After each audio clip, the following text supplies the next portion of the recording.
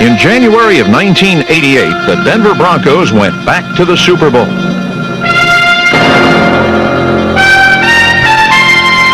They were the first team to repeat as AFC champions in nearly a decade, a distinction they had won with class and determination.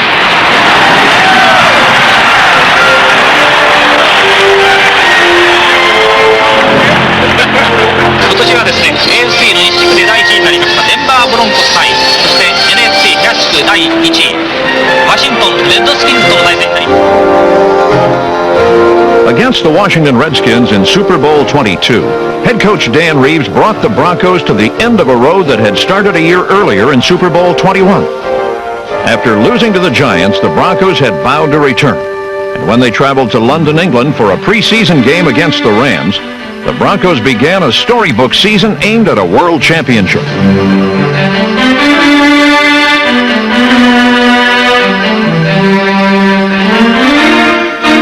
After preseason games in England and Phoenix, a strike-disrupted regular season, and an unbelievable AFC championship, the Broncos carried their dream into Super Bowl 22. Broncos will go right to the shotgun.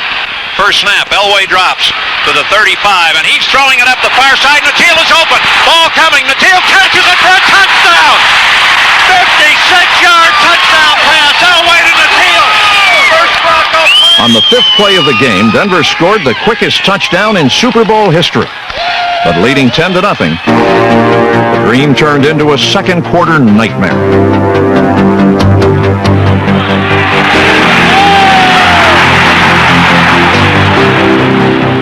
Washington scored 35 points in less than 14 minutes, creating odds that even these Broncos could not overcome.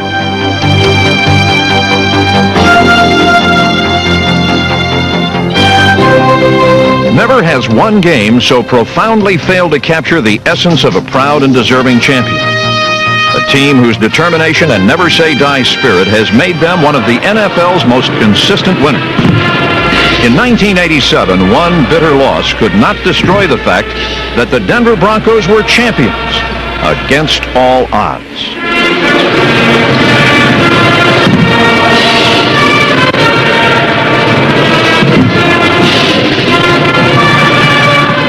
You know, those are guys that when the going gets a little bit tougher, they got enough pride in themselves that they're going to work just a little bit harder. They don't want to be embarrassed. They don't like to lose. We're a football team that if we can keep it close, we feel like we can win it, you know, in the fourth quarter. And I think that's because of the people that we got. They have that confidence. They perform well under a great deal of pressure, and they usually come through with the big clutch plays that you need. So they play with an awful lot of confidence in those situations, and I think that's a reflection on their character. Denver's character would be immediately tested by the Seattle Seahawks on opening day. The retirement of 6 regulars from the previous Super Bowl squad cast considerable doubt. But fortunately, the Broncos still had John Elway. Red 28! Red 28! Seattle, a team that many had picked to dethrone Denver, raced to a 17-7 lead. The second quarter fumble return gave them a chance to put the game away. But at the last instant, Elway, number 7, stepped in to make a touchdown-saving tackle that literally turned the game around.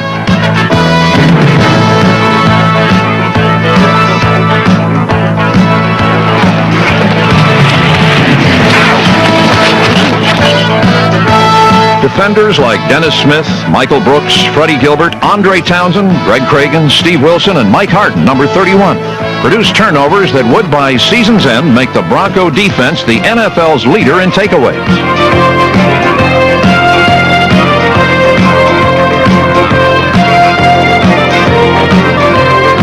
Seattle was shut out the rest of the way while the Broncos scored on 5 straight possessions.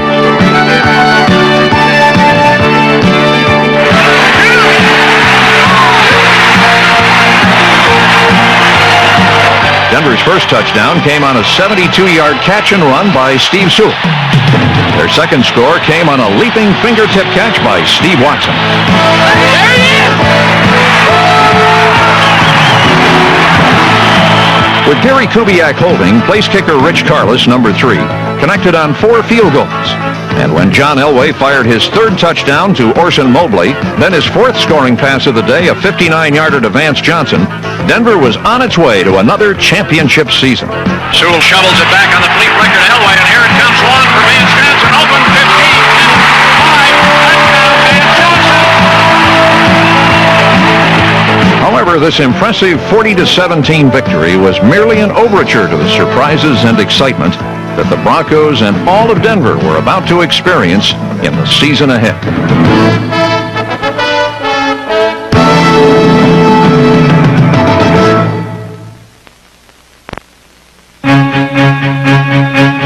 In Week 2, the Broncos barely managed a 17-17 rain-soaked tie against the Packers.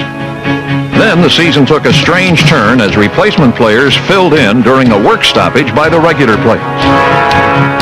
After a dismal loss to the Oilers, Bronco fortunes seemed as dark as the Monday night they lined up against the Los Angeles Raiders. But spurred on by over 61,000 fans, the largest crowd of any game played during the strike, these Broncos rose to the occasion.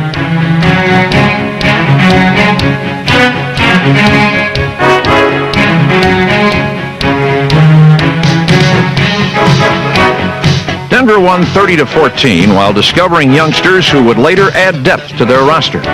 Players like number 27, Kevin Clark, Tim Lucas, Keith Karts, Bobby Mitchell, and quarterback Ken Karcher, number 12, led the Broncos to victory over the Chiefs in the final replacement game.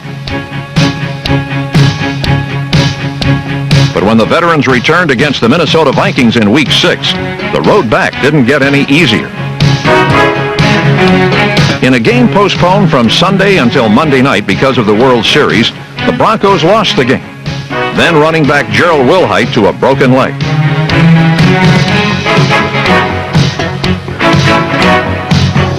Ironically, this bitter blow and a loss 2 weeks later to Buffalo would serve as a wake-up call for a struggling team.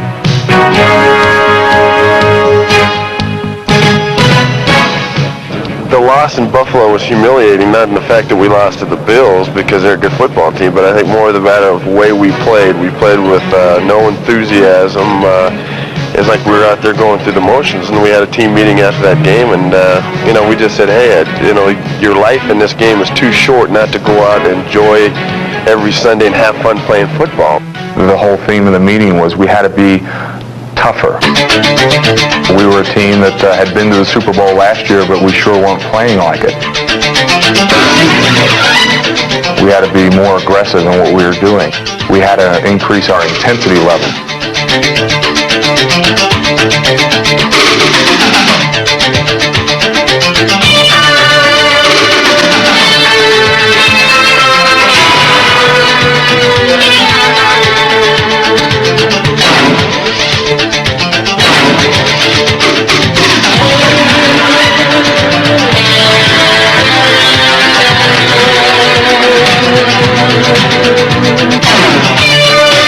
Denver's ability to create turnovers would keep them in the championship hunt, even though retirements and injuries had forced as many as 8 different Broncos to play new positions.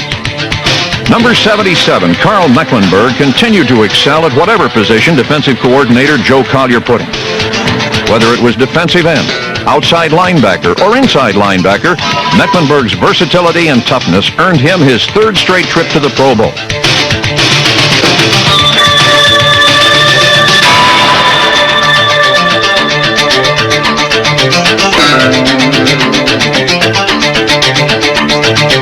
Mecklenburg had the kind of year on defense that John Elway had on offense. And after the strike ended, number 77 helped the Broncos post a shutout at home against the Detroit Lions.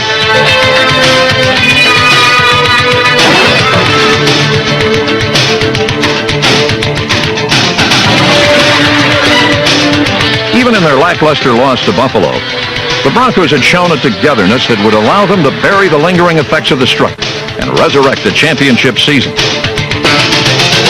With a record of 4-3-1, it was time to see what this Bronco team was made of.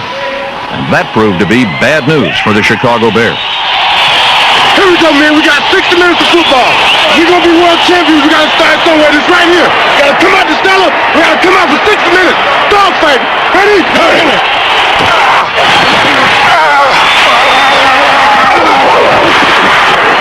Let it go. On a cold Monday night in Mile High Stadium, a national TV audience witnessed an intensely fought contest. Unfortunately, the Bronco defense and Rulon Jones, number 75, got off to a shaky start. Let's make a big one here. Let's go. We're going to have to fight him. We're going to fight him. We've got to get fired up. Keep flying around and things will start going the wrong way.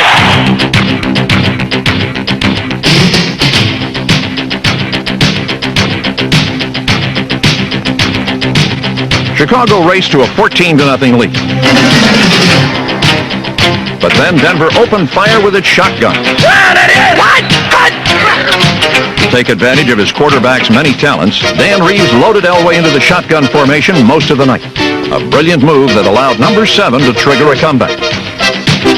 Well, I think that it really puts a lot of pressure on the defense because if you're playing a team that likes to bring pressure, it gives me that extra half second to get rid of the football and be more accurate with it. Plus, it's easier for me to avoid a rush when I'm sitting back there. It's easier for me to see it coming, plus move out of the way. So there's a lot of advantages. Elway used every dimension that the shotgun offered to beat Chicago's rush and narrow the Bears' advantage. Running to his right, and the flag's down. Throws the pass for Sewell, and is tipped. Gets it out of the Trailing 14-7, Denver then watched the Bears roll to their 1-yard line, where they braced for an attack from the refrigerator. Perry and Payton are the running backs. Moorhead in motion. Give it to the refrigerator. He does not make it. He slams straight ahead, and the Broncos have come out of there with a football. Is it a live ball? As they run it up the far side, Mark Haynes comes away with a football, and it is a live football, and it's returned by Mark Haynes to the far side of the field in front of a berserk Mike Ditka. In a stunning turnaround, the Bears lost the momentum, while the Broncos found the spark they needed to ignite victory. So, Mark Johnson, touchdown! And the Broncos have a 22-yard touchdown pass. The snap. Elway throwing it toward the end zone. The teal is open. Touchdown! And the Broncos have scored 3 touchdowns after being behind 14-0. A seesaw second half finally turned late in the fourth quarter.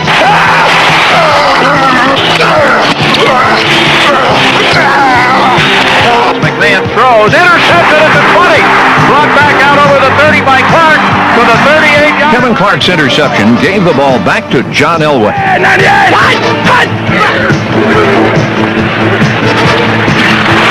There were barely 8 minutes remaining, and trailing 29-23, number 7 demonstrated why he is pro football's best quarterback when the game is on the line.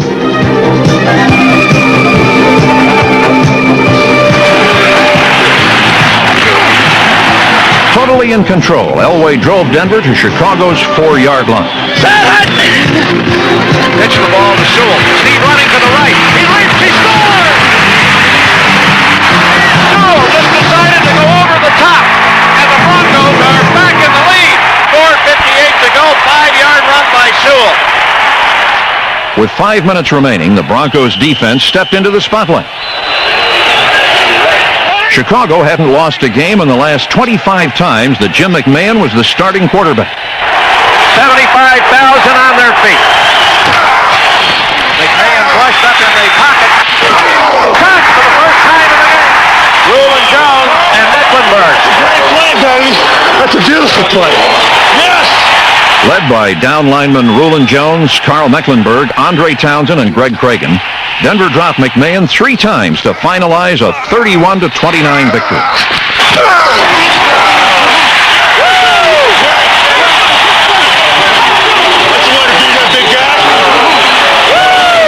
In the NFL's most exciting game of the regular season, Denver's 31-29 win proved to be the turning point, and a victory that suggested that with John Elway at quarterback, victory is always possible.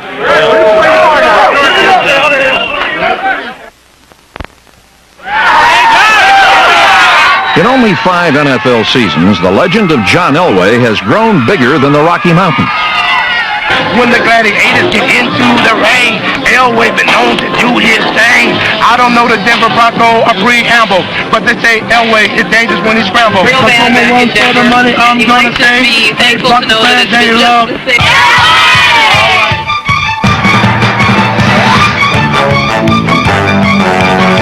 The Elway legend was built upon many pillars, but none is more awe-inspiring than the strength of his mighty right arm. Buffalo head coach Marv Levy. Who's number 7, Johnny? Throws a nice ball.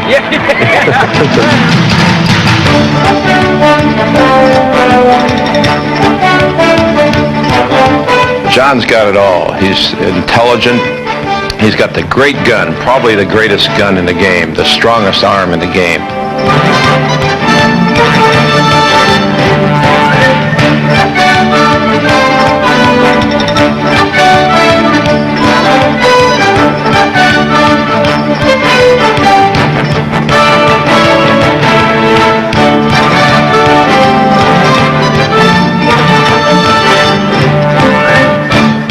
John's arm is incredibly strong, I'm telling you.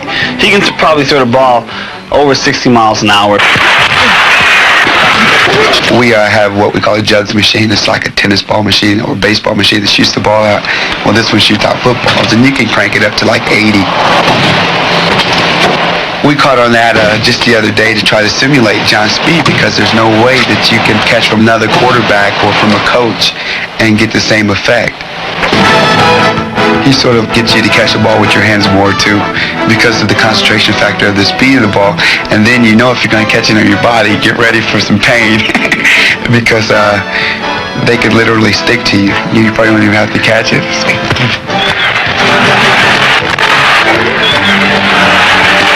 Elway's quick draw and 6-shooter straight passes earned him equal billing with John Wayne.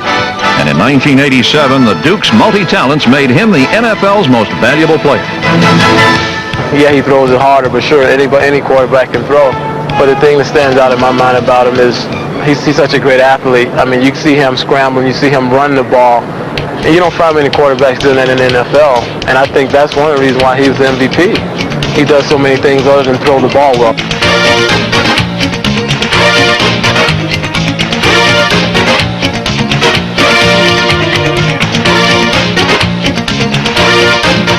No other NFL quarterback beat an opponent in so many different ways. He ran, passed, caught passes, and on occasion even punted. John Elway proved that there is no adequate defense for the pure athletic ability that would have made him great in whatever sport he played. Elway is unreal. He's unreal, George. You don't believe the guy when he took batting practice with us. Is that right? He was taking grounders at third base with Jamie Quirk and me. I was saying, God, I hope this goes and plays football. Right? If he does, I'm out of a job. He's an athlete.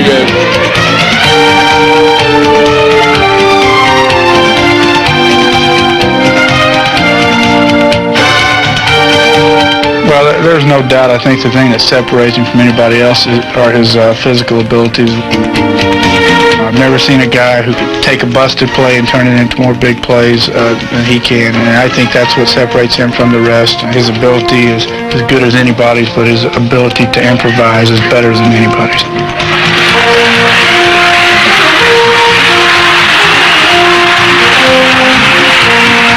In 1987, Denver featured the AFC's top-ranked offense, an attack that was an extension of Elway's personality and confidence, and a system that was designed to take advantage of his extraordinary talents. Here we go. I left. Draw right, fullback slant on Set Hut. Set Hut. Ray 14, Y corner, X post on Set Hut. Set Hut, you all right? I'm out. I think it's an explosive offense, and I think that we do about every different thing in the book. We move the pocket, we do fakes, and we have the trick plays. Spread black left slot.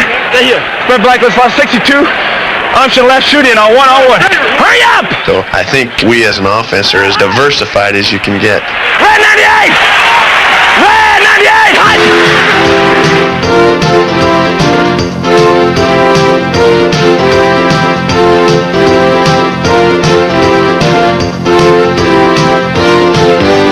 Last season, Elway passed out frequent flyer awards to his exceptionally talented wide receivers, who made the Broncos offense one that exploded in all directions.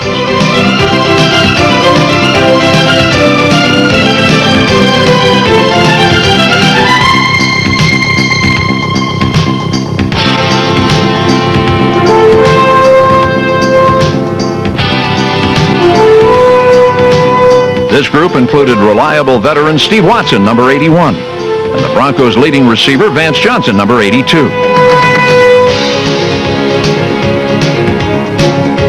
Mark Jackson, number 80, was fearless over the middle. And first-round draft choice Ricky Nattiel proved to be a speedy rookie who could run almost as far as Elway could throw.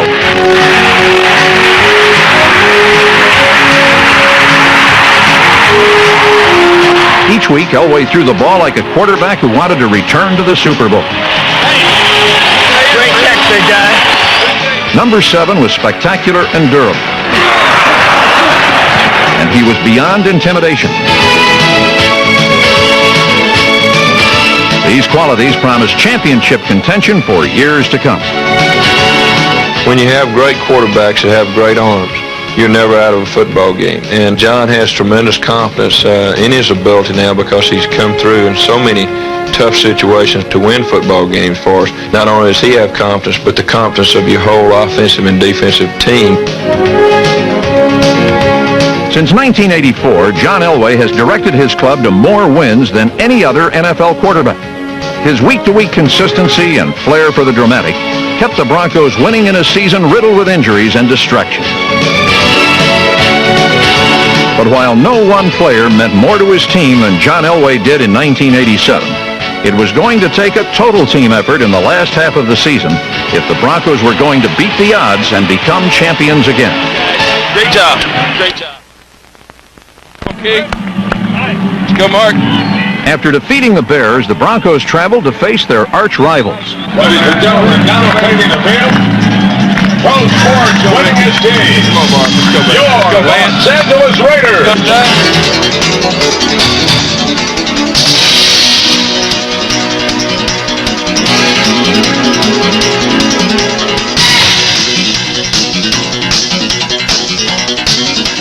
Raider rookie Bo Jackson's impact was sudden and swift, but the response of the Bronco defense was equally powerful. Linebackers Jim Ryan, Carl Mecklenburg, Simon Fletcher, Michael Brooks, and Ricky Hundley helped keep Jackson under 100 yards, while also chipping in on 6 sacks of Raider quarterbacks.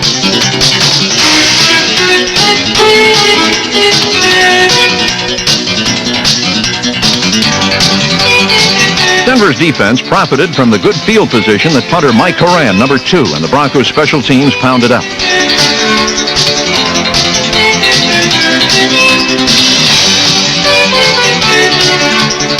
Hitters like Jim Ryan, Bruce Plummer, Tyrone Braxton, Ken Bell, Bobby Mitchell, Bruce Klosterman, Tim Lucas, and others kept the Raiders pinned deep,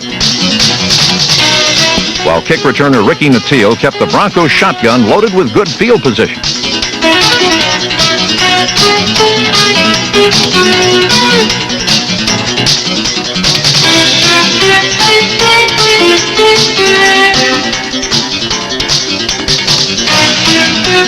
With Denver's offensive line holding out the Raiders, Elway ran for 1 score and passed for another in a 23-17 victory. The Broncos were back on the road to another championship and closing fast on the division-leading Chargers. This chase was made even more remarkable because injuries had caused a shakeup within their offensive line. Anchored by Pro Bowl guard Keith Bishop, number 54, guard Stephon Humphreys, centers Mike Freeman and Larry Lee, tackles Ken Lanier and Dave Studdard, Denver overcame a season-ending injury to starting center Billy Bryan to become a cohesive and dependable group that enjoyed its physical profession.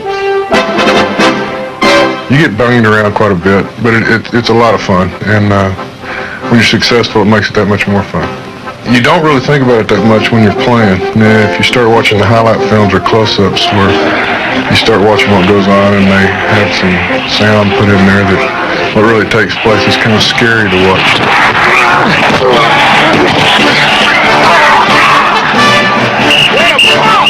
Having once trailed the Chargers by 2.5 games in the Western Division, Watch the line draw! Right here, right here! Denver started making up ground in San Diego.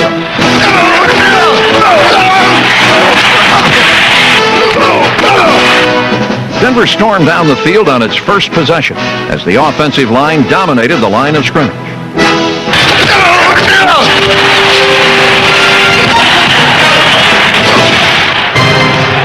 But on the 6-yard line, disaster struck.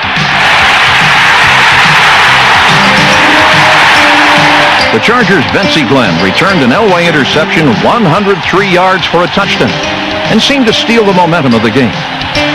But those who knew best realized that the Broncos would come back because this was a team that played its best when the odds were stacked against it.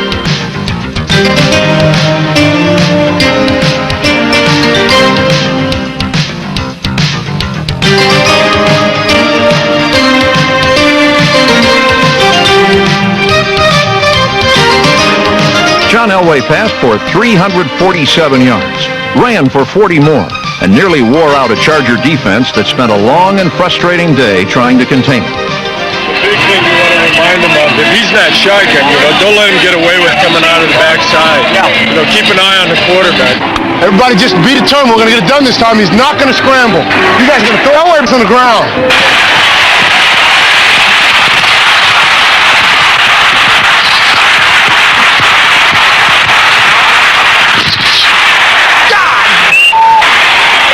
Nice move, John. Nice move. What happened? What play was that? The Chargers never knew what hit them as Denver buried San Diego 31-17, then headed home to Mile High Stadium where the odds were always in their favor.